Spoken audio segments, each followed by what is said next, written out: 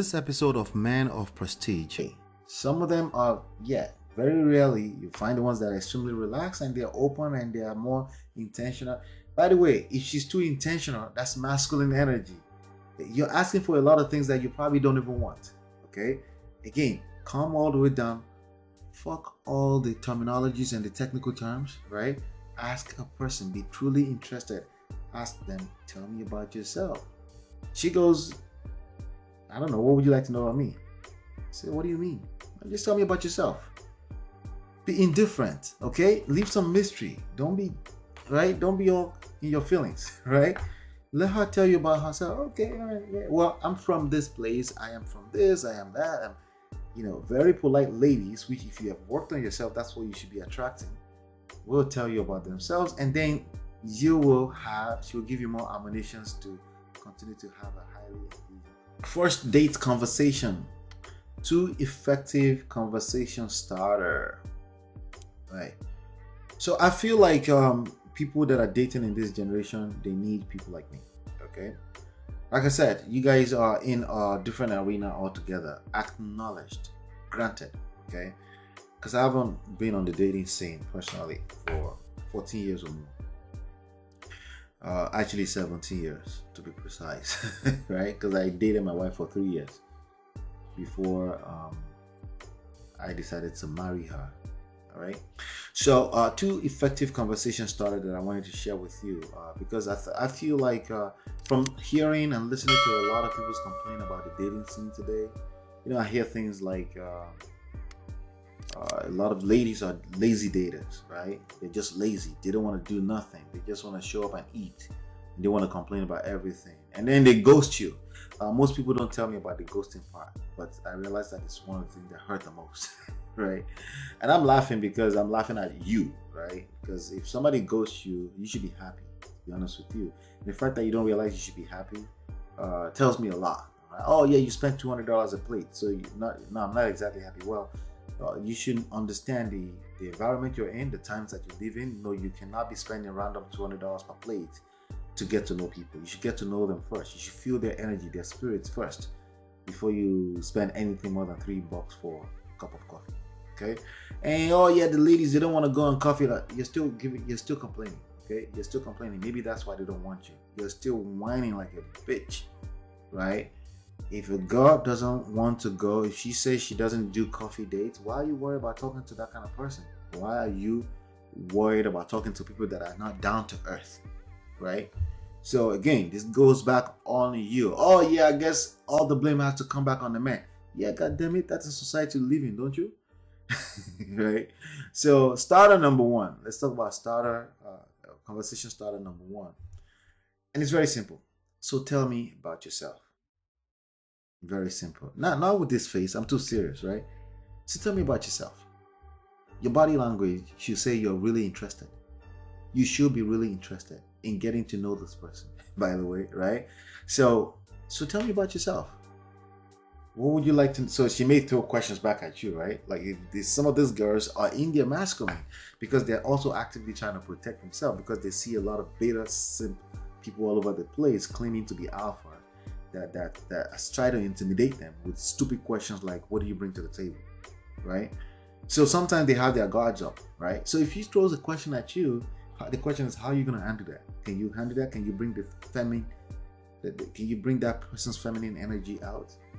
That's the ultimate test of life. You're being tested for that right now in your generation. Your ultimate test. There's going to be a lot of feminine women who are in their masculine up front as a case, right? Can you get through that?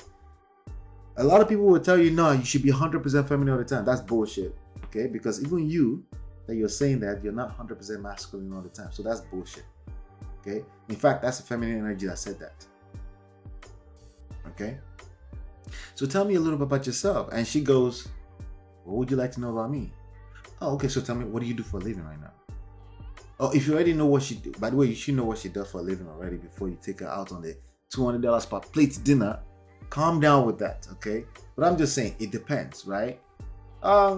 If she says something to you on the phone, tell me about that thing you said about me. Tell me about that part. Yeah, let you tell you stories, right? But again, she's gonna do the shit test. She's gonna throw all kind of curveballs at you. She may.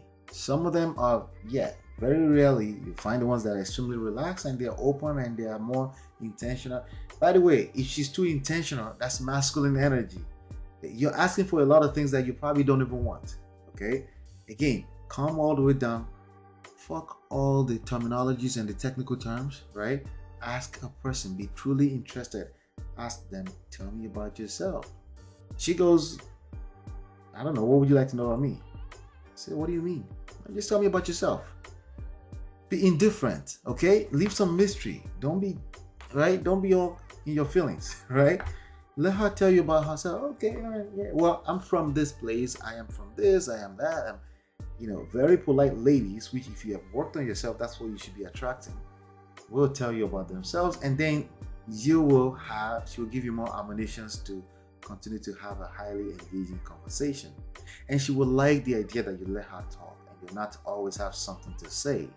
By the way, it's okay for you to have something to say. I'm just saying, make sure it's an engagement, not just you talking, right? Because a lot of men don't know that. Right now, they go there with, in the back of their mind, they start with, what do you bring to the table? They want to know if you're a wife. And they ask, like, of course, we all want to know if she's a wife. The question is, are you asking direct questions to find out if she's a wife? Then you don't deserve a wife. Okay, you should be able to pick the vibe that she's a wife or not just from a regular conversation. That's how we know that you're a man. All right, so conversation starter number 2. What is this? What is that? Right? It could be, what is this? It could be a watch. Like, what is this?